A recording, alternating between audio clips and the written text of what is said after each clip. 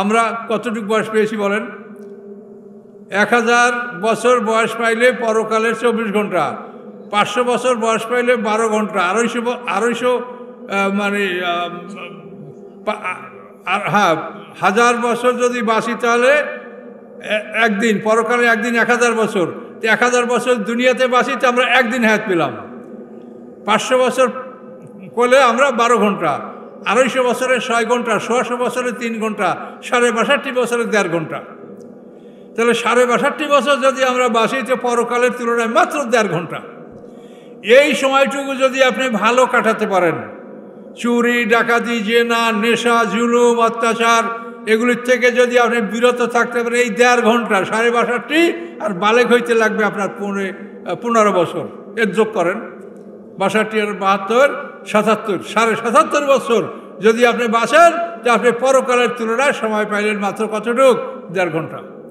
এই 1.5 ঘন্টার সময় আপনি সবুর করেন, 1.5 ঘন্টার সময় আপনি নিজেকে রক্ষা করেন, মানে সংবরণ করেন, আপনি নিজেকে হেফাজত করেন।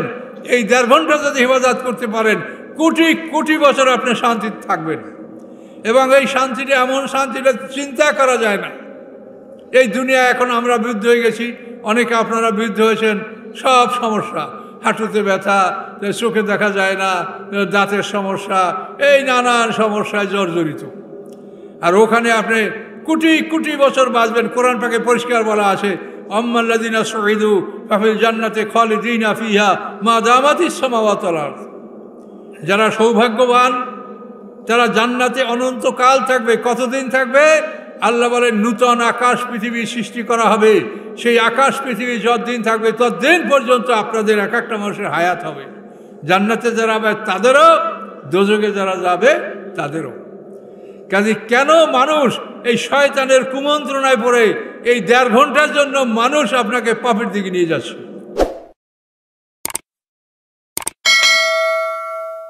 আসসালামু আলাইকুম। তাফসীর মাহফিলের সম্মানিত সভাপতি, পরিচালক মণ্ডলী, সম্মানিত ওলামায়ে কেরাম, মুরব্বিয়ানে কেরাম, সুধী মণ্ডলী, পর্দার আড়ালে অপেক্ষমান মা ও বোনেরা, মেয়েরা, আসসালামু আলাইকুম। তো রাত্র গভীর হয়ে গেছে, আমি আপনাদেরকে হালকা কিছু কথা বলবো। সূরা কাসাস আপনাদের সামনে আমি কোরআন খুলে ধরেছি। আউযু বিল্লাহি মিনাশ শাইতানির রাজীম, বিসমিল্লাহির রহমানির রহিম, তাসিন মিম, তিলকা আয়াতুল কিতাবিল মুবিন। আল্লাহ বলেন এগুলি স্পষ্ট কিতাবের আয়াত। নাতলু আলাইকা মিন নাবাই মূসা, আল্লাহ বলেন হে মুহাম্মদ সাল্লাল্লাহু আলাইহি ওয়াসাল্লাম, আপনার পরে আমি মূসা আলাইহিস সালামের বিষয় তেলাওয়াত করছি। ফেরাউন এবং ফেরাউন বিষয় বেলহাককে সত্য সহকারে লিকৌম ইউমিনুন, ওই জাতির জন্য যারা ঈমান গ্রহণ করেছে। ইন্না ফেরাউন আলা ফিল আরদ, নিশ্চয়ই ফেরাউন পৃথিবীতে একজন স্বৈরশাসক ছিল। ওয়া জাআলা আহলা শিয়া, এবং সে তার ওই দেশের অধিবাসীদেরকে বিভিন্ন দলে বিভক্ত করেছিল। ইয়াস্তাদিফু তায়ফাতান মিনহুম, তাদের এক দলকে সে দুর্বল করে রেখেছিল, এবং সেই দল হলো বনী ইসরাইল, মূসা আলাইহিস সালামের দল। ইউযাব্বিহু আবনাহুম, ফেরাউন তাদের পুত্র সন্তানদেরকে হত্যা করত। ওয়াইয়াস্তাহয়ি নিসাহুম, এবং তাদের কন্যা সন্তানদেরকে জীবিত রাখত।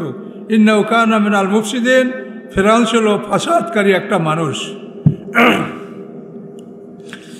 সম্মানিত সুধী, মূসা আলাইহিস সালাম আল্লাহর পয়গম্বর, তিনি প্রথম রাসূল।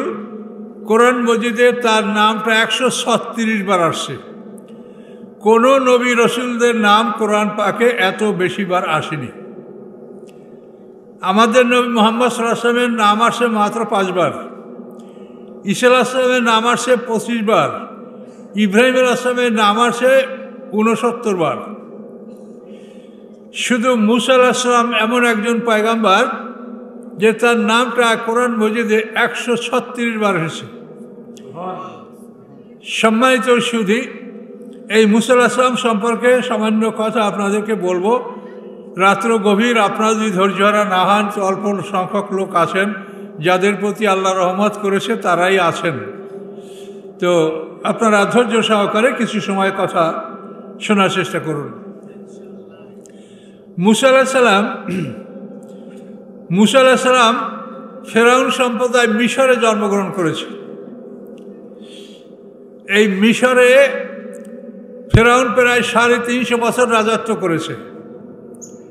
তো এই মিশরের ফেরাউন স্বপ্নে দেখে যে বাইতুল মুকাদ্দাস থেকে একটা আগুন জ্বলে উঠেছে, সেই আগুনটা উড়ে এসে মিশরে পড়েছে এবং ফেরাউন বংশের সমস্ত বাড়িঘরগুলি জ্বালিয়ে দিয়েছে। কিন্তু বনী ইসরাঈলদের কোনো বাড়িঘরের ক্ষতি করে নাই।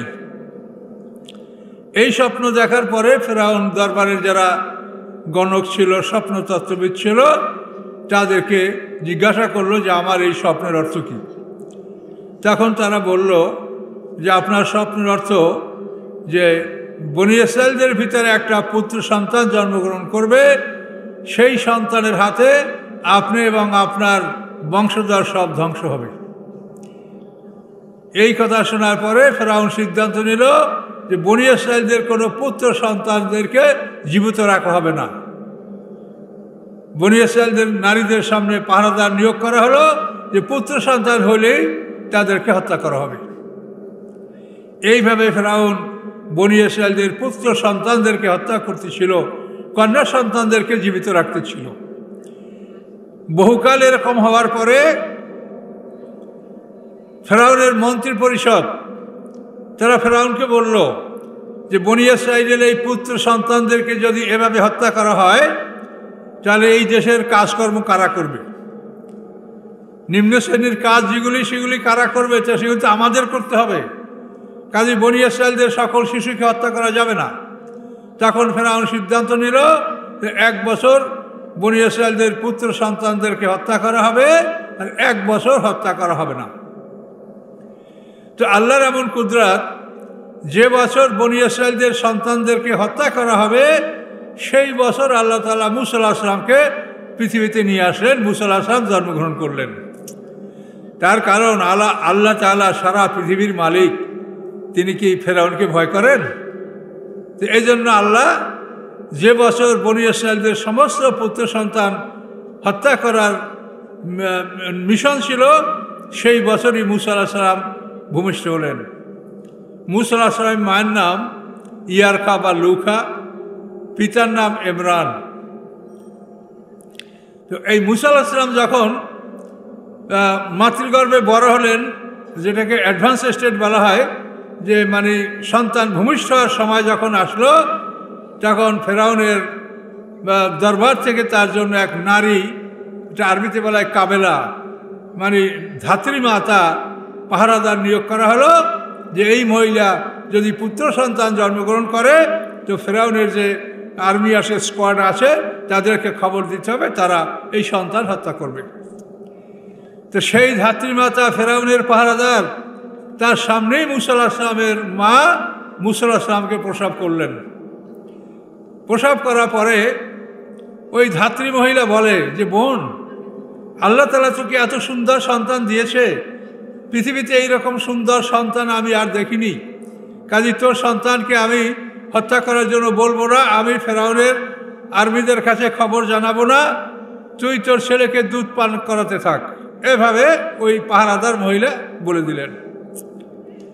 তো আল্লাহ রাব্বুল আলামিন কোরআন পাকে বলে, এই সূরারই সামনে আছে যে আলকাইতু আলাইকা মুহাব্বাতাম মিন্নি।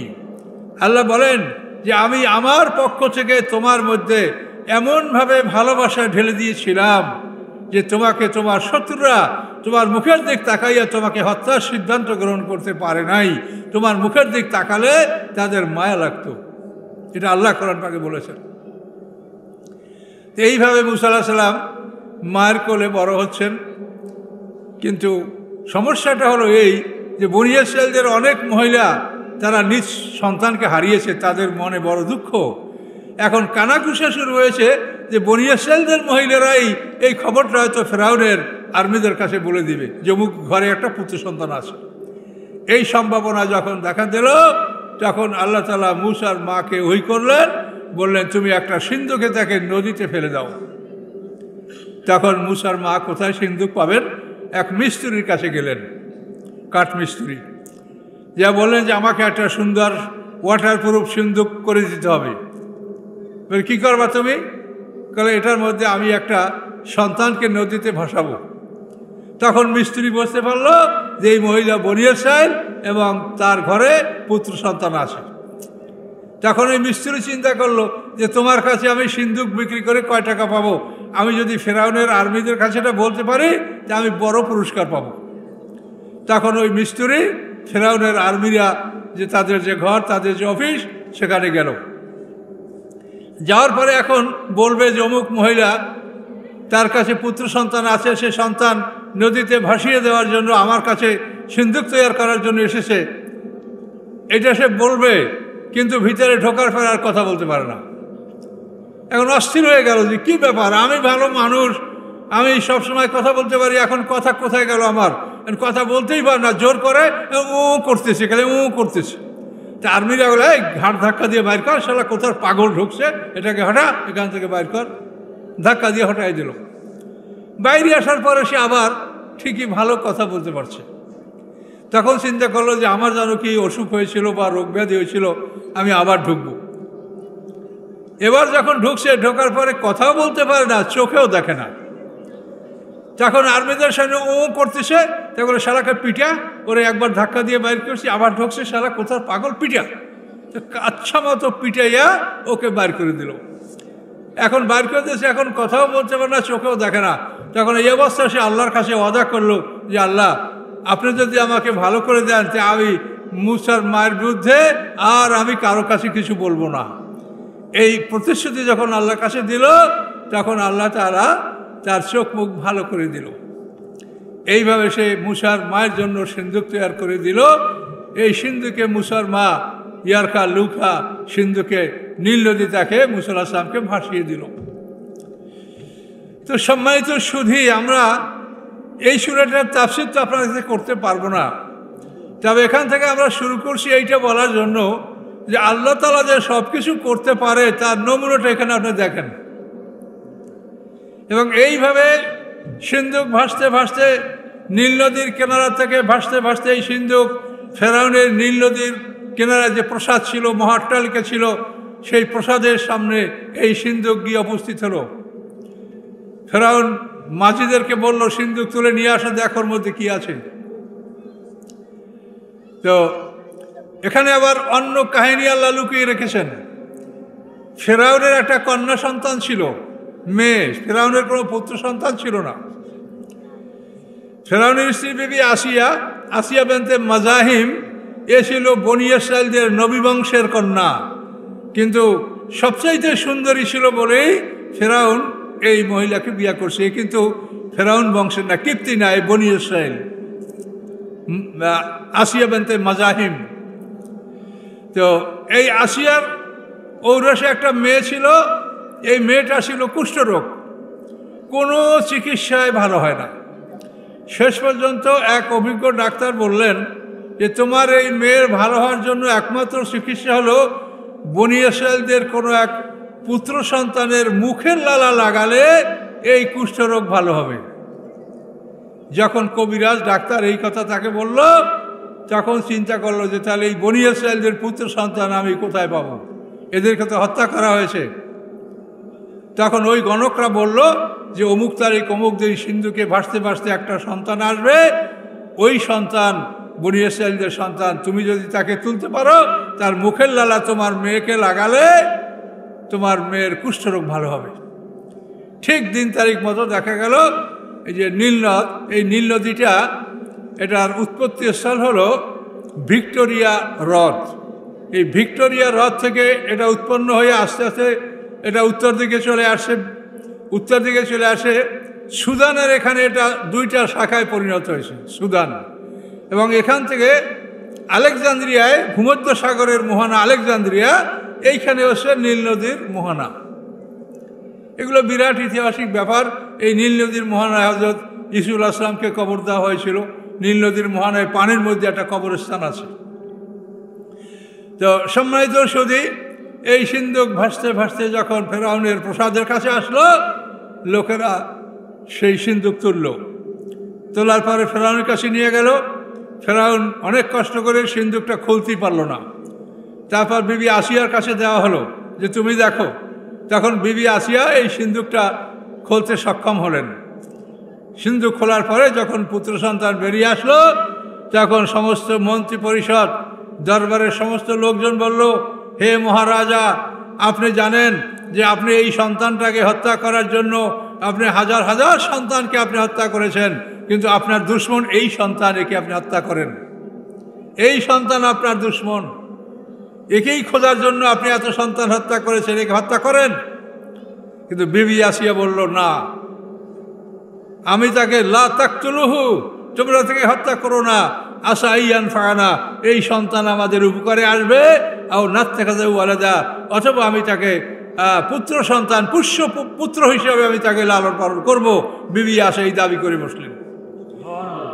তিনি বললেন যে তোমরা যেখান থেকে এই শিশু তুলেছ, এই নীলনত মিশরের বাইরের থেকে মিশরের মধ্যে ঢুকছে। এই বিশাল নদী ভিক্টোরিয়া হ্রদ থেকে উত্তর দিকে আসতে আসতে আলেকজান্দ্রিয়া ভূমধ্য সাগরের এখানে তার হলো মোহানা। কাজী এই সমুদ্রের পারে অনেক জাতি বাস করে। কাজী তোমরা কি করে বলতে পারো যে এই ছেলে বনি ইসরাঈলদের? এভাবে যখন বিবি আসিয়া চ্যালেঞ্জ করলেন, তখন তার মন্ত্রী পরিষদ এর জবাব দিতে পারল না। আর ওদিকে ওই যে ওরা মানে আল্লাহ তাআলা যে কায়দা করে রেখেছে, আশা ইয়ান ফানা, যে এই সন্তান আমাদের বনি ইসরাঈলদের একটা পুত্র সন্তান আমাদের উপকারে আসতে পারে। সত্যিকারে মুসা আলাইহিস সালামের মুখের লালা যখন ফেরাউনের কন্যার গায়ে মাখা হলো, তখন ফেরাউনের কন্যার যে কুষ্ঠরোগ, সে রোগ ভালো হয়ে গেল। তা আল্লাহ কত কায়দা করতে পারে সেইটা বোঝাবার জন্য আপনাদেরকে আমি এটা বলছি। আল্লাহ বলেন, ইন্নাহুম ইয়াকিদুনা কায়দা ওয়া আকিদু কায়দা, ওরা কায়দা করে, আমিও কায়দা করি, কিন্তু আমার সঙ্গে কায়দা করে পারে না। পারে মুহাম্মদ সাল্লাল্লাহু হত্যা করবে, কুরাইশের সমস্ত প্রত্যেকটা বংশের এক এক যুবক আল্লাহ রসুলের বাড়িকে ঘিরে রাখলো যে ভোরে আল্লাহ রসুলকে হত্যা করা হবে। তা আল্লাহ বলে, আম্মা আবরামু আমরান ফাইন্না মুবরিমুন, ওরা একটা পরিকল্পনা গ্রহণ করেছে, আমিও পরিকল্পনা গ্রহণ করেছি। যে ওরা পরিকল্পনা গ্রহণ করছে মুহাম্মদ সাল্লাল্লাহু হত্যা করবে, আল্লাহ বলেন আমি পরিকল্পনা গ্রহণ করেছি যে আমি তাকে নিরাপদে মদিনায় পৌঁছিয়ে দেব। এটি সব কোরআনে বলা আছে। আবরামু আমরান ফাইন্না মুবরিমুন, তারা একটা পরিকল্পনা গ্রহণ করেছে, আমি আল্লাহ পরিকল্পনা গ্রহণ করেছি। তো সম্মানিত সুধী, এই কোরআন অত্যন্ত মধুর কোরআন। এই কোরআন যদি আপনারা শুনতে পারতেন তা আপনারা অনেক উপকার হতে পারতেন। বা আমাকে যে ভাই দাওয়াত দিয়েছেন, প্রত্যন্ত অঞ্চল, এখানে শিক্ষিত লোকের সংখ্যা কম। এটা আমাদের গ্রাম অঞ্চলে সব জায়গায় একই অবস্থা। গ্রামে আর কয়টা লোক শিক্ষিত আছে? তারপর আপনাদের মাঝে অনেক আলেম ওলামা দেখলাম, অনেক লোক ভদ্রলোক এখানে আসছেন। তো আমি এই গভীর রাতে আপনাদেরকে সামান্য কথা বলবো যে আল্লাহর এই কুদরত আপনারা দেখতে পাচ্ছেন যে আল্লাহ কি ক্ষমতা রাখে। তো এই আল্লাহ রাব্বুল আলামিন আমাদেরকে কি শুনিয়েছেন? তিনি বলেছেন, হুয়াল্লাযী খালাকাকুম ফামিনকুম কাফির ওয়া মিনকুম মুমিন। এই আয়াত সূরা তাগাবুনের 2 নম্বর আয়াত। আল্লাহ বলেন, তিনি তোমাদেরকে সৃষ্টি করেছেন, হুয়াল্লাযী খালাকাকুম ফামিনকুম কাফির, তোমাদের প্রথম দল, বড় দলটা হলো কাফের, দ্বিতীয় দলটা হলো মুমিন। তাহলে আল্লাহ কোরআন পাকে ঘোষণা করেছেন মানুষ হলো মোট 2 দল, মুমিন এবং কাফের। মরার পরে মানুষ থাকবে 2টা জায়গায়, ইল্লিন এবং সিজিন। মানুষের জান কবজ করে 2 দল ফেরেশতায়, এক দল হলো নাজিয়াত আর এক দল হলো নাশেতাত। সূরা নাজিয়াতে দেখেন আয়াত আছে। নাজিয়াত হলো কাফেরদের জান কবজ করার ফেরেশতা, আর নাশেতাত হলো মুমিনদের জান কবজ করার ফেরেশতা। তাহলে 2টা দল, এর বাইরে কোনো দল নাই। আমরা 73 দল 72 দল যাই বলি সেটা আমরা হাদিস ভিত্তিক বা অন্যান্য গ্রন্থ ভিত্তিক বলি, কিন্তু কোরআনে নাই। কোরআন হলো মানুষ 2 দল, মুমিন এবং কাফের। যারা লা ইলাহা ইল্লাল্লাহ বলে তারা সবাই মুমিন, আর এই কলমাকে যারা অস্বীকার করে তারা সবাই কাফের। এখন যারা লা ইলাহা ইল্লাল্লাহ বলে তাকে আপনি ঘৃণা করবেন না, তুচ্ছ করবেন না। তাকে পারলে উপকার করেন যে বাবা তুমি কলমা পড়েছো, মুসলমান হয়েছো, তুমি ভালো কাজগুলি করো, তুমি ভালো কাজগুলি করো। তোমার দুটো জীবন, এই পৃথিবী তোমার প্রকৃত জীবন না, এটা হলো পরীক্ষার হল। এই পৃথিবী আপনার পরীক্ষার হল। আপনাকে কি করে বুঝাবো? পরীক্ষার কথা বলতে গেলেই প্রশ্ন আসে যে পরীক্ষার হল, এই হলে প্রশ্নপত্রটা কি? এই পৃথিবী পরীক্ষার হল, প্রশ্নপত্র হচ্ছে আল কোরআন। এইটা প্রশ্নপত্র, এইখানে যা আছে এইটার উত্তর যারা আপনারা দিতে পারবেন তারা জান্নাতি হবেন, এবং এইখানে যা আছে এইটার উত্তর যদি আপনি না দিতে পারেন তা আপনার দোজখ। দুইটা ঠিকানা। এখন এই প্রশ্নপত্র আপনার আমার সবার কাছে আছে কিনা বলেন? তো এখন এই প্রশ্নপত্রের মধ্যে আপনাকে যা আল্লাহ বলেছেন সেই কাজগুলো যদি আপনি করেন আপনি জান্নাতি, আর এই কাজগুলো যদি আপনি না করেন তা আপনি জাহান্নামী। সোজা কথা। তো এখন এই কোরআনে কি আছে সেটা আপনাকে জানতে হবে। কোরআনে আল্লাহ আপনাকে প্রথমে লা ইলাহা ইল্লাল্লাহ, আল্লাহ ছাড়া কোনো মাবুদে আপনি শিরক মুক্ত, এক পরিষ্কার রূপে আপনি আল্লাহর প্রতি বিশ্বাস স্থাপন করবেন, এটা হলো আপনার কোরআনের দাবি। এরপর আপনি কি কি কাজ করবেন এই কোরআনে সব কিছু বলা আছে। তো আমরা এটা ডিটেলস এখন এই মুহূর্তে বলতে পারছি না। এক কথায় কোরআনে যেটা আদেশ সেটা আপনি পালন করবেন, কোরআনে যেটা নিষেধ সেটা আপনি বর্জন করবেন। এটা যদি আপনি করেন তাহলে আপনি পরীক্ষায় পাশ করবেন। এই পৃথিবী হলো পরীক্ষার হল। পরীক্ষা যখন শেষ হয়ে যাবে আল্লাহ মনে করবেন যে তোমার পরীক্ষা শেষ, তখন এই হল থেকে আপনাকে বের করে দিবে, আপনাকে আমাকে সবাইকে বের করে দিবে। হল থেকে বের হয়ে যাওয়ার পরে আমরা মৃত্যু থেকে বরজাক পর্যন্ত আমরা পর্দার আড়ালের জগতে থাকব। এই জগৎ সম্পর্কে বিশেষ স্পষ্ট কোনো জ্ঞান আমাদের নাই। এই পর্দার আড়ালের জগতে থাকার পরে ইসরাফিলের সিংহার ফুৎকারে আমরা জীবিত হব, এবং জীবিত হওয়ার পরে হাসরের ময়দানে আমরা বিচারের সম্মুখীন হব। সেই দিনটা হলো আল্লাহ কোরআন পাকে বলেছেন মেকদারু 50 আলফা সানা, 50,000 বছরের সমান একটা দিন। এই দিনে আল্লাহ তাআলা আমাদের বিচার করবেন।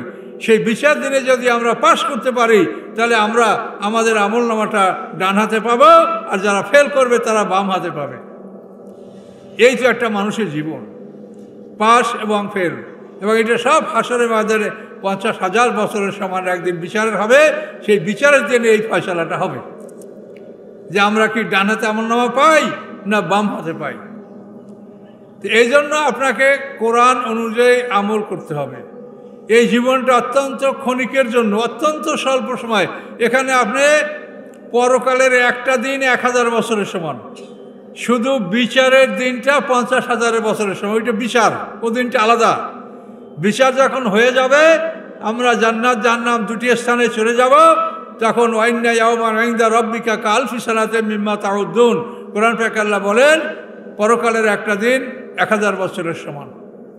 তো দুনিয়াতে হযরত নূহ আলাইহিস সালাম 1000 বছরের উপরে বয়স পেয়েছে, তাহলে সে একদিন একটু বেশি বয়স পেয়েছে। আমরা কতটুকু বয়স পেয়েছি বলেন? 1000 বছর বয়স পাইলে পরকালের 24 ঘন্টা, 500 বছর বয়স পাইলে 12 ঘন্টা, 250 মানে হ্যাঁ 1000 বছর যদি বাঁচি তাহলে একদিন, পরকালে একদিন 1000 বছর। 1000 বছর দুনিয়াতে বাঁচি তো আমরা একদিন হায়াত পেলাম।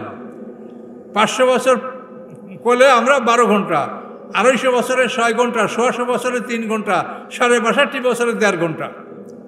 তাহলে 62 বছর যদি আমরা বাঁচি তো পরকালের তুলনায় মাত্র 1.5 ঘন্টা। এই সময়টুকু যদি আপনি ভালো কাটাতে পারেন, চুরি ডাকাতি জেনা নেশা জুলুম অত্যাচার এগুলির থেকে যদি আপনি বিরত থাকতে পারেন এই 1.5 ঘন্টা, 62 আর বালেক হইতে লাগবে আপনার 15 বছর। এর যোগ করেন 62 আর 72, 77, 77.5 বছর যদি আপনি বাঁচেন যে আপনি পরকালের তুলনায় সময় পাইলেন মাত্র কতটুক? 1.5 ঘন্টা। এই 1.5 ঘন্টার সময় আপনি সবুর করেন, 1.5 ঘন্টার সময় আপনি নিজেকে রক্ষা করেন, মানে সংবরণ করেন, আপনি নিজেকে হেফাজত করেন। এই 1.5 ঘন্টা যদি হেফাজত করতে পারেন কোটি কোটি বছর আপনি শান্তিতে থাকবেন। এবং এই শান্তিটা এমন শান্তিটা চিন্তা করা যায় না। এই দুনিয়া এখন আমরা বিরুদ্ধ হয়ে গেছি, অনেকে আপনারা বিরুদ্ধ হয়েছেন, সব সমস্যা। হাঁটুতে ব্যথা, চোখে দেখা যায় না, দাঁতের সমস্যা, এই নানান সমস্যায় জর্জরিত। আর ওখানে আপনি কোটি কোটি বছর বাঁচবেন। কোরআন পাকে পরিষ্কার বলা আছে, আম্মাল্লাযিনা সুইদু ফাফিল জান্নাতি খালিদিনা ফিহা মা দামাতিস সামাওয়াতু ওয়াল আরদ। যারা সৌভাগ্যবান তারা জান্নাতে অনন্তকাল থাকবে। কতদিন থাকবে? আল্লাহ বলেন নূতন আকাশ পৃথিবী সৃষ্টি করা হবে। সেই আকাশ পৃথিবী যতদিন থাকবে ততদিন পর্যন্ত আপনাদের এক একটা মানুষের হায়াত হবে।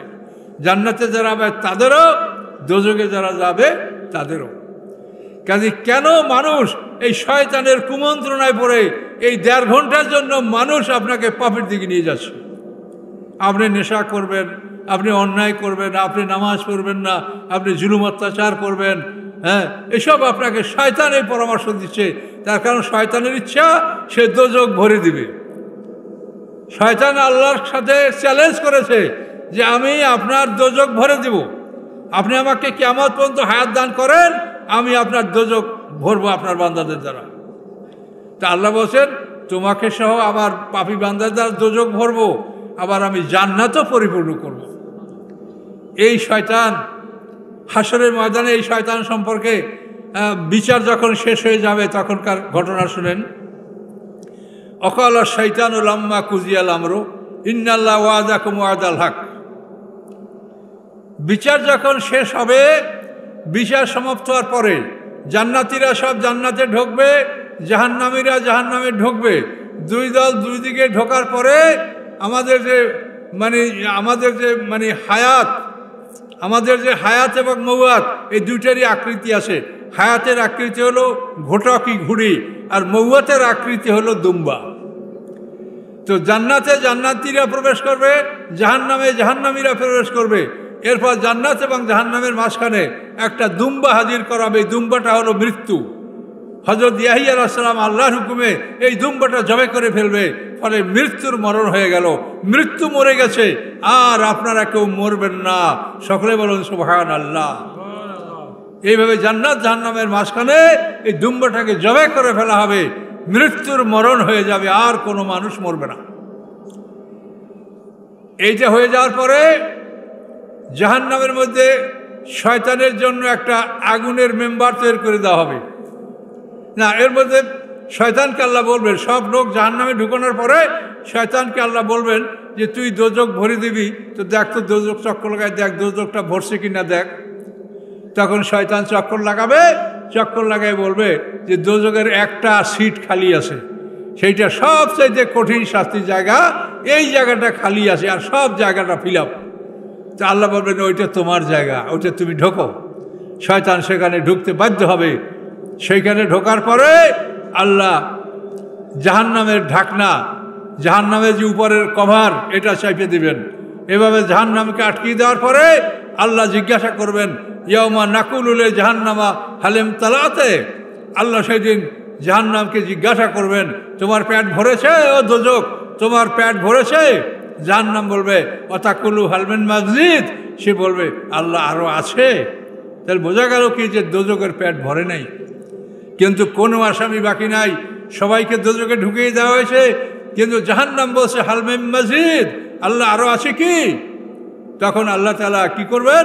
তাফসিরে বলা আছে আল্লাহ তাআলা তার কুদরতি বাম পাখানা এরকম দোজখের চাপে ধরবেন। তখন দোজখ কাত কাত কাত করে 3টা ডাক দেবে, চিৎকার করে বলবে আল্লাহ আমি ফেটে যাচ্ছি, আমাকে ছেড়ে দেন। তখন দোজখের উপর থেকে আল্লাহ তাআলা তার বাম পা এই পাখানা বের করে নিয়ে আসবেন।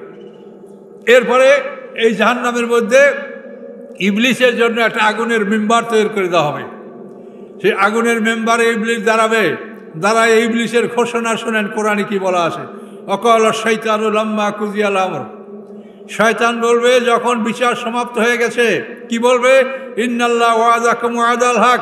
নিশ্চয়ই আল্লাহ তাআলা তোমাদের সাথে যে প্রতিশ্রুতি দিয়েছে এই প্রতিশ্রুতি সত্য। ওয়াদতুকুম ফাআখলাফতুকুম। আর আমি যে তোমাদেরকে প্রতিশ্রুতি দিয়েছি যে মরার পরে কিছু হবে না, বিচার নাই, জান্নাত নাই, জাহান্নাম নাই, ফাআখলাফতুকুম, এটা আমি তোমাদেরকে সত্যের বিপরীত কথা আমি তোমাদেরকে বলেছি। কিন্তু মা কান আলী আলাইকুম বিল সুলতান, আমার কোনো ক্ষমতা তোমাদের উপরে ছিল না যে আমি জোর করে তোমাদেরকে জাহান্নামে নিয়ে আসবো, জাহান্নামের কাজ করাবো।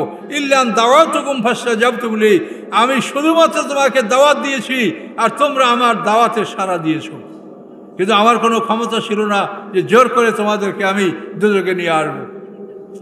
এইভাবে শয়তান তার বিবৃতি দিবে এবং বলবে যে তোমরা আমাকে ফালা তালুমুনি ওয়া লুমু আনফুসাকুম, তোমরা আমাকে অভিসম্পাত করো না, নিজেদেরকে অভিসম্পাত করো যে তোমরা কেন বিনা দলিলে আমার কথা শুনলে।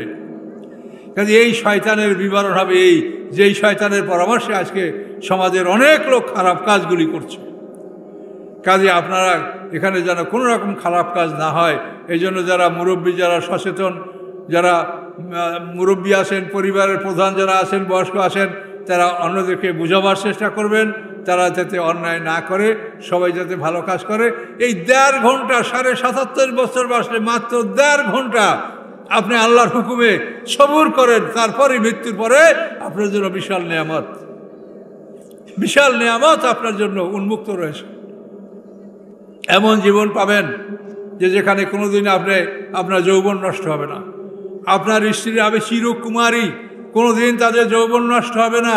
এমন নারী আপনাদের স্ত্রী হবে কাওয়াইব আতরাবা, কোরআন পাকে বলা হয়েছে যে তারা বড় হয়েছে কিন্তু এখনো হায়েজ আসে নাই। একটা মেয়ে বড় হয় তারপরে হায়েজ আসে, কিন্তু জান্নাতি নারীরা তারা বড় হবে কুমারী কিন্তু হায়েজ আসবে না। এরকম কুমারী স্ত্রী আপনাকে আপনার চাহিদা মতো আপনাকে আল্লাহ দান করবেন, আপনি যা চাবেন তাই দিবে। এই নিয়ামত আল্লাহ আপনাকে দান করবে। যে কোনো পাখির মাংস, যে কোনো ফলমূল, খাদ্য যা চাবেন, দুধের নহর, মধুর নহর, শরাবের নহর, সব কিছু জান্নাতে প্রবাহিত। সেখানে মদ খেলে আপনার মাথা ঘুরাবে না, পেট খারাপ হবে না, আপনি অত্যন্ত শক্তিশালী হবেন। এইভাবে আপনাকে যেমন আল্লাহ শক্তি দিবেন, তেমন আপনাকে পর্যাপ্ত পরিমাণে হুর দিবেন। কাজে এই যে আল্লাহর কোরআনের প্রতিশ্রুতি, আপনি বিশ্বাস করেন আল্লাহর কোরআন, আল্লাহ সত্য বলেন, আল্লাহ মিথ্যা বলেন না, আল্লাহর প্রতিশ্রুতি সত্য, আল্লাহর ওয়াদা সত্য, অবশ্যই আল্লাহ আপনাদেরকে এগুলি দান করবেন। যদি আপনারা অন্তত এই পরকালের তুলনায় 1.5 ঘন্টা যদি আপনি সবুর করে থাকতে পারেন, অন্যায় না করেন, তাহলে এই নিয়ামতগুলি আপনারা লাভ করবেন। এটা আল্লাহর কোরআনে বলেছে। আর শাস্তির কথা যদি শোনেন, আপনি অস্থির হয়ে যাবেন, আপনি অস্থির হয়ে যাবেন। আল্লাহ কি বলেন? খুজুহু ফাগল্লুহু, আল্লাহ বলেন ওকে ধরো, এই ফেরেশতারা ওই আসামিকে ধরো, ফাগল্লুহু, আর গলায় লোহার শিকল পরিয়ে দাও। সুম্মা জাহিমা সল্লুহু, তারপর ওকে জাহিম দোজকে ওকে ঢুকাও।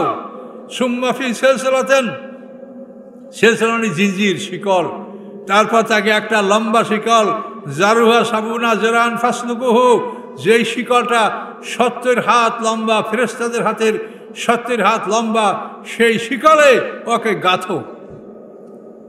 এইভাবে একটা মানুষকে মুখের ভিতর থেকে শিকল ঢুকিয়ে দিয়া মলদার থেকে বের করে এই শিকলে মানুষটাকে গাঁথা হবে। সরাসরি কোরআন বলছে। আপনি ভেবে দেখতে পারেন যে এটা কীরকম কষ্টের কাজ। মরবেন না, মৌয়াত তো নাই, মৌয়াত তো জবে করে দিয়েছে, মনে আছে না? মৌয়াত তো জবে হয়ে গেছে, মরণ নাই, কষ্ট পাবে শুধু। এইভাবে ফেরেশতাদের হাতে 70 হাত শিকলে মানুষটাকে গাঁথা হবে। গাঁথার পর কী করা হবে? ইউসহাবুনা ফিল হামিম সুম্মা ফিন নার ইউসজারুন, প্রথমে তাকে গরম পানির কুয়ার মধ্যে নিক্ষেপ করা হবে। সেই কুয়ার মধ্যে ফুটে ফুটে যখন শরীরের সমস্ত চামড়াগুলি গলে যাবে, তখন সেখান থেকে তাকে ডাঙ্গায় তুলে নূতন চামড়া পরানো হবে। সূরা নিসার মধ্যে আল্লাহ বলেন, কুল্লামা নাযাজাত জুলুদুহুম বাদদালনাহুম জুলুদান গায়রাহা লিয়াযুকুল আযাব, যখন তাদের চামড়া গলে যাবে, আল্লাহ বলেন আমি তাকে নূতন চামড়া পরিয়ে দেব। নূতন চামড়া পরিয়ে দিয়ে সুম্মা ফিন নার ইউসজারুন, তারপর তাকে আগুনের কুয়ার মধ্যে নিক্ষেপ করা হবে। সূরা আর রহমানে এই কথাগুলি এরকম বলা হয়েছে, ইয়াতুফুনা বাইনাহা ওয়া বাইনা হামিমিন আন ফাবিআইয়ি আলাই রাব্বিকুমা তুকাযযিবান, যে গরম পানির কুয়া আর আগুনের গর্ত, এই দুটার মধ্যে তার তাওয়াফ চলতে থাকবে। গরম পানির কুয়া থেকে আগুনের কুয়ায়, আগুনের গর্ত থেকে গরম পানির কুয়ায়, এইভাবে শাস্তি দিতে থাকবে শিকলে গাঁথা অবস্থায়। চিন্তা করেন, দুনিয়াতে এই শিকল গাঁথা যাবে না, তার আগে মানুষের মৌয়াত হয়ে যাবে, কিন্তু ওখানে মৌয়াত হবে না, মৌয়াতকে জবে করে দেওয়া হয়েছে। মানুষের 2টা মরণ, পিছনে একটা মরণ গেছে আর আমাদের সামনে একটা মরণ আছে, এরপরে আর আমরা কোনোদিন মরব না। ওই মরণের পরে জীবন দেওয়া হবে, সেই জীবনের পরে আর মোমেনেরও মরণ নাই, কাফিরেরও মরণ নাই। কাজে এই ভয়ঙ্কর জীবন আমাদের সামনে শুধু একটা, এর শাস্তির কথা শুনলে আপনি অস্থির হয়ে যাবেন। মাথার উপরে গরম পানি ঢালা হবে, মাথার মধ্যে যে একটা ছিদ্র আছে, ছোট বাচ্চাদের দেখেন না, ড্যাব ড্যাব করে নরম, শ্বাস প্রশ্বাসে নড়ে মাথার তালুতে, ওই ছিদ্রটা আপনার আমার সবারই আছে। ওই ছিদ্র দ্বারা মাথার মধ্যে গরম পানি ঢালা হবে, সেই গরম পানি মাথার ভিতর থেকে ঢুকে রগের ভিতরে প্রবেশ করবে, রগ থেকে সেই গরম পানি হৃৎপিণ্ডের মধ্যে ঢুকবে, হৃৎপিণ্ড যেরকম সারা দেহে ব্লাড সাপ্লাই করে ওই রকম হৃৎপিণ্ড গরম পানি সারা শরীরে সরবরাহ করবে। এই গরম পানির প্রভাবে ইউসারু মাফি বুতুনিমাল জুলুদ, আল্লাহ কোরআন পাকে বলেন তার পেটের মধ্যে যা আছে তার সব কিছু গলে যাবে এবং তার চামড়া পর্যন্ত গলে যাবে। এই কথা সরাসরি কোরআন পাকে আল্লাহ বলছেন।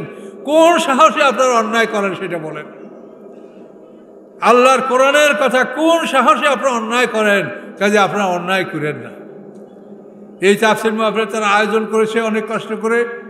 আমি বয়স্ক মানুষ, তারা আমার অনেক বন্ধুবর আপনাদের এখানে আছে, আমার কথা যারা ইউটিউবে শোনেন, আমাকে অনুরোধ করেছে আল্লাহ নিয়ে আসছে আপনাদের মাঝে আসছি, তা আমি তো আপনাকে কোরআনের কতখানি কথা শোনাতে পারবো বলেন, 30 পারা কোরআন। আমি হালকা কিছু কথা আপনাদেরকে বললাম যে আপনারা অন্যায় কাজটা করেন না। আপনারা নিজে বোঝেন, আপনার বিবেক আছে। চুরি করা যদি ভালো কাজ হইতো তা চোরে চুরি করিয়ে বলতো যে আমি চোর, আজকে চুরি করেছি। কিন্তু চোর জানে যে এটা খারাপ, এই জন্য তো চোরকে মারলেও স্বীকার করে না যে আমি চুরি করছি, কি ঠিক কিনা বলেন? চুরি ডাকাতি যে না অন্যায় যে করে, হ্যাঁ, কেউ স্বীকার করে যে আমি এটা করছি? কেন করে না? যে ও নিজে জানে যে এটা অন্যায়। তাহলে আপনারা নিজে জানেন যে এটা অন্যায়, কাজে এই অন্যায়গুলো আপনারা করেন না, করলে মহাবিপদে পড়ে যাবেন। শয়তানের পরামর্শ দিয়ে আপনাকে এখন পাপ করাচ্ছে, আর শয়তান আসার সময় কি বলবে যে আমি তোমাদেরকে মিথ্যা ওয়াদা দিছি, আমার কথা শুনলা কেন, বিনা দলিলে শুনলা কেন আমার কথা? আল্লাহর কথা, প্রত্যেকটা কথা দলিল সহ আল্লাহর কথা বলেন, আর শয়তানের কথার কোনো দলিল নেই। বিনা দলিলের কথা শয়তানের কথা। কাজে এই জন্য গভীর রাত্রে আপনাদেরকে আর কষ্ট দিব না। আমি এই সামান্য কথা আপনাদেরকে বললাম যে আপনারা ভালো মন্দ নিজেরা বোঝেন, যেটা না বোঝেন সেটা যারা জানে তাদের কাছ থেকে জেনে নেবেন। কিন্তু ইন জেনারেল আপনারা ভালো মন্দ আপনারাও বোঝেন যে এইটা ভালো এইটা মন্দ। কাজে মন্দটা করেন না, ভালোটা করেন এবং এইভাবে সবুর করেন। একজনে মন্দ করে আপনি দেখে করেন না, তাকে নিষেধ করেন, আপনি ধৈর্য ধারণ করেন। এই মাত্র 1.5 ঘন্টা পার হলেই আপনার মরণ আসবে। মরণের পরে আপনি যদি ভালো অবস্থায় যাইতে পারেন তা আপনি মহা সুখ শান্তির মালিক হবেন। আর যদি আপনি অপরাধী হন তাহলে আপনি এই যে শাস্তির কথা কোরআন থেকে বললাম, এভাবে কোরআন পাকে লোহার মুগুর কথা বলা আছে।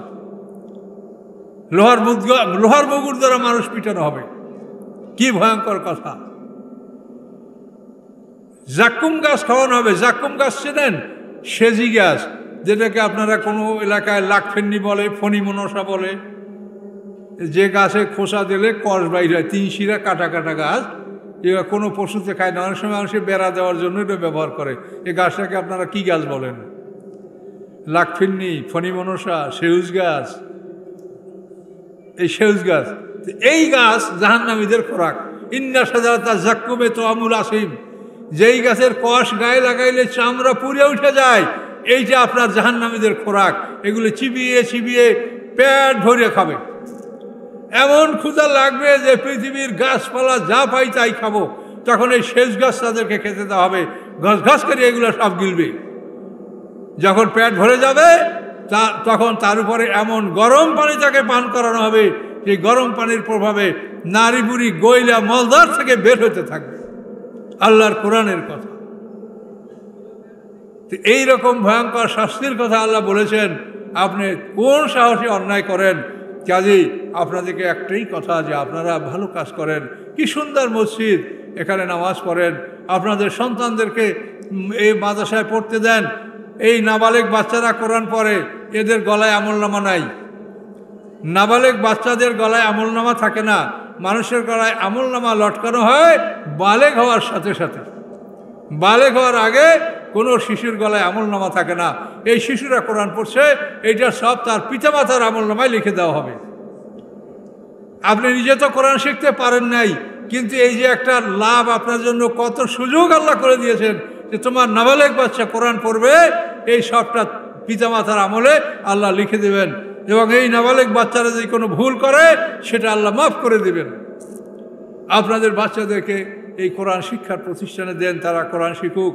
কোরআন শেখার পরে তারপর আপনারা বিভিন্ন সেকশনে তাদেরকে লেখাপড়া করান, যেটা করাবেন, কিন্তু কোরআন শিখবে, নামাজ শিখবে, নামাজের নিয়ম কানুন সবগুলো এই অল্প বয়সে 2 বছরে তারা এগুলো শিখতে পারবে। এই সমস্ত প্রতিষ্ঠানে আপনারা সকলে আপনার সন্তান দেবেন। এই সুন্দর মসজিদ আপনারা করেছেন, এই প্রত্যন্ত অঞ্চলে আপনারা জামাতে নামাজ পড়বেন। ফজরের নামাজ যদি জামাতে পড়েন, ফজর আর এশা, তাহলে তার নামে সারা রাত্র তাহাজ্জুদ নামাজের সব লেখা হবে, তাফসীরে বলা আছে। ফজর এবং এশা যারা জামাতে পড়বে তাদের আমল নামায় তাহাজ্জুদের সব লেখা হবে। ফজরের নামাজের সময় ফেরেশতা বদলি হয়। এই যে রাতে আপনারা এখন তাফসীর শুনছেন, আপনাদের কাঁধে ফেরেশতারা এটা লিখছে। এই ফেরেশতারা ফজরের নামাজের পরে সূর্যোদয়ের সময় আকাশে যাবে, আবার ওই সময় আকাশ থেকে ফেরেশতা নামবে, তারা সারাদিনের আমল লিখবে। এই 2 দল ফেরেশতা ফজরের নামাজের সময় একত্রিত হয়। ইন্না কুরআন আল ফাজরে কানা মাশহুদা, সূরা বনী ইসরাঈল আয়াত আছে। ফজরের নামাজের সময় 2 দল ফেরেশতা, অর্থাৎ রাতে ডিউটি করে যারা আকাশে যাবে আর আকাশ থেকে যারা জমিনে নামবে দিনের ডিউটি করার জন্য, এই 2 দল ফেরেশতা ফজরের নামাজের সময় একত্রিত হয়। এই জন্য ফজরের নামাজের ডবল রেকর্ড হয়। রাতের ডিউটি করছে যে ফেরেশতারা তারাও লেখে, আর আকাশ থেকে যারা নামছে দিনের ডিউটি করার জন্য তারাও ফজরের নামাজ লেখে। এই জন্য ফজরের নামাজ কোরআনে আল্লাহ বলেছেন ইন্না কুরআন আল ফাজরে কানা মাশহুদা, এই ফজরের নামাজ এটা ডবল সব লেখা হয়। কাজে এই ফজর নামাজ আপনারা জামাতে পড়ার চেষ্টা করবেন। জীবন কতটুকু, শয়তান আপনাকে হাদিসের মধ্যে আছে, হাদিস শরীফের মধ্যে আছে যে মানুষকে শয়তান ঘুম পাড়ায়, যেরকম কামা ইহুদা ছবি, যে শিশুকে যেরকম আপনি আস্তে আস্তে হালকা থাপড়াইয়া ঘুম পাড়ান, শয়তান ফজরের সময় আপনাকে ওইরকম ঘুম পাড়াবার চেষ্টা করে।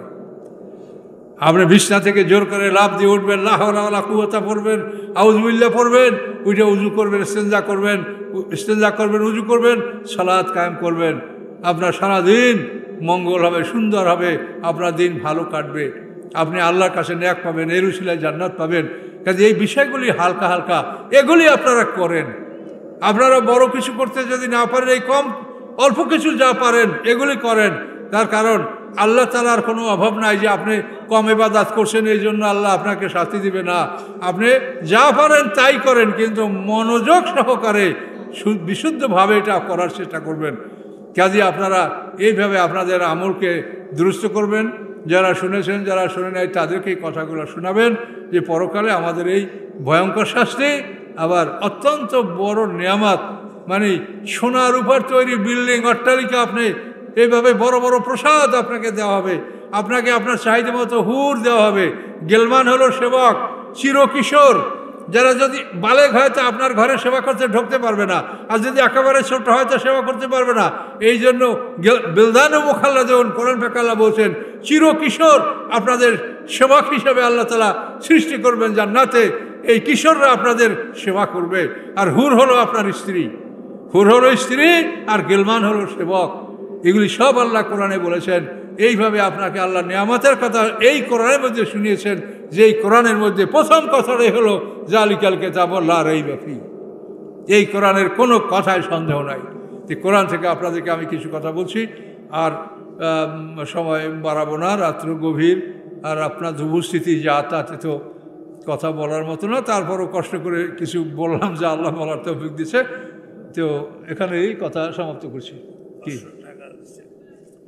আচ্ছা, এক ভাই 500 টাকা। শোনেন, এই সম্পদ পৃথিবীতে কোনো কাজে আসবে না। এই পৃথিবীর যেটা আপনি নিজে ব্যয় করবেন, নিজে খাবেন, পরবেন, দান করবেন, এটা আপনার। আর যা জমা করবেন সেটা পরের। ভাবিয়ে দেখেন, আল্লাহ রসুল বলেছেন যে ওগো আমার সাহাবীরা, তোমরা নিজের সম্পদের চাইতে পরের সম্পদ বেশি ভালোবাসো। তো সাহাবীরা, ইয়া রসুল, এটা কেমন করে হয়? হ্যাঁ, তুমি নিজে যা খাও, পরো, দান করো, এটা হলো তোমার। আর যা তুমি কষ্ট করে জমা করো সেটা তোমার না, সেটা অপরের। কিন্তু ওই যেটা জমা করো ওইটার প্রতি তোমাদের বেশি মায়া। ব্যাংকের জমা টাকা খরচ করব না, সুদের টাকা খাবো, আর ব্যাংকের আসল টাকা ব্যাংকে থাকবে। কি কার জন্য রাখেন আপনি? কাজে এই জন্য আল্লাহ রসুলের কথা, কোরআনের কথা, এগুলো আপনারা বুঝবেন দান করার ক্ষমতা কেউ যদি থাকে তো দান করেন, লাভ হবে আপনার, লাভ হবে। এটা ন্যাকামল, আপনি হাসরের ময়দানে আপনার ডান দিকে আসবে, এটা লাভ হবে আপনার। কাজে এই জন্য সবসময় ভালো কাজে সহযোগিতা করবেন এবং খারাপ কাজের বিরোধিতা করবেন, এটা আপনাদের কাছে আমার অনুরোধ থাকলো। তো এখন কথা শেষ করছি, দোয়া করে দিচ্ছি। সভাপতি সাহেব আছেন? আচ্ছা, দোয়া করে দিচ্ছি।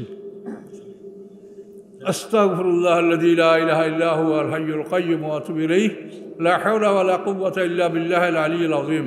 আল্লাহুম্মা সাল্লি আলা মুহাম্মাদিন ওয়া আলা আলি মুহাম্মাদিন কামা সাল্লাইতা আলা ইব্রাহিম ওয়া আলা আলি ইব্রাহিম ইন্নাকা হামিদুম মাজিদ। আল্লাহুম্মা বারিক আলা মুহাম্মাদিন ওয়া আলা আলি মুহাম্মাদিন কামা বারাকতা আলা ইব্রাহিম ওয়া আলা আলি ইব্রাহিম ইন্নাকা হামিদুম মাজিদ। আল্লাহুম্মা আমিন। ইয়া রাব্বুল আলামিন, ইয়া আল্লাহ, এই অঞ্চলের মানুষ আল্লাহ কোরআনের মজলিস করেছে, আল্লাহ এই মজলিসে যারা অর্থ দিয়েছে, শ্রম দিয়েছে, আলিম আমাদের কথা বিশ্বাস করে দান করেছে, সমস্ত সব মুহাম্মদ সাল্লাল্লাহু আলাইহি ওয়াসাল্লামের আমলনামায় জমা করে দেন। ইয়া আল্লাহ, আদম আলাইহিস সালাম হতে আজ পর্যন্ত যত মুমিনিন মুমিনাত মুসলিম মুসলিমাত দুনিয়া থেকে বিদায় নিয়েছেন, সকলের আরোয়ে পাকে সকলের আমলনামায় সব জমা দিয়ে দেন। ইয়া আল্লাহ, আমরা যারা হাত তুলেছি, আমাদের পিতামাতা, দাদা দাদি, নানা নানি, শ্বশুর আত্মীয় স্বজন যারা কবরে আছেন, তামামের কবরে তামানের আমলনামায় আল্লাহ এই সব আপনি লিখে দেন। ইয়া রাব্বুল আলামিন, আমরা যারা বেঁচে আছি আমাদেরকে ঈমানের সহিত আপনি জীবিত রাখুন, এবং যখন আমরা বিদায় হব আমরা ঈমান নিয়ে যেন বিদায় হতে পারি, আল্লাহ আপনি সেই তৌফিক আমাদেরকে দান করুন। আল্লাহ সবাইকে শেফায়ে কুল্লি এনায়েত করুন, সুস্থতা দান করুন, সকলকে আল্লাহ জ্ঞান দান করুন, ঈমান দান করুন। আল্লাহ যাদের ঘরে মহব্বতের অভাব আছে মহব্বত পয়দা করে দেন। আল্লাহ সকলের ছেলে মেয়েদেরকে আপনি ভালো করুন, তাদেরকে দ্বীনের পথে পরিচালিত করুন। আল্লাহ সকলকে আপনি কবুল করুন। যাদের ঘরে বালেগা ছেলে আছে, বালেক ছেলে আছে, বিবাহের ব্যবস্থা করে দিন। যাদের ঘরে বালেগা মেয়ে আছে, বিবাহের ব্যবস্থা করে দিন। আল্লাহ সকলের ইজ্জত আবরু হেফাজতের দায়িত্ব আপনার হাতে আমরা ন্যস্ত করলাম। ওয়াফাবদু আমরি ইলাল্লাহ, ইন্নাল্লাহা বাসীরুম বিল ইবাদ। সুবহানা রাব্বিকা রাব্বিল ইজ্জাতি আম্মা ইয়াসিফুন ওয়া সালামুন আলাল মুরসালিন, আলহামদুলিল্লাহি রাব্বিল আলামিন। আসসালামু আলাইকুম ওয়া রাহমাতুল্লাহ।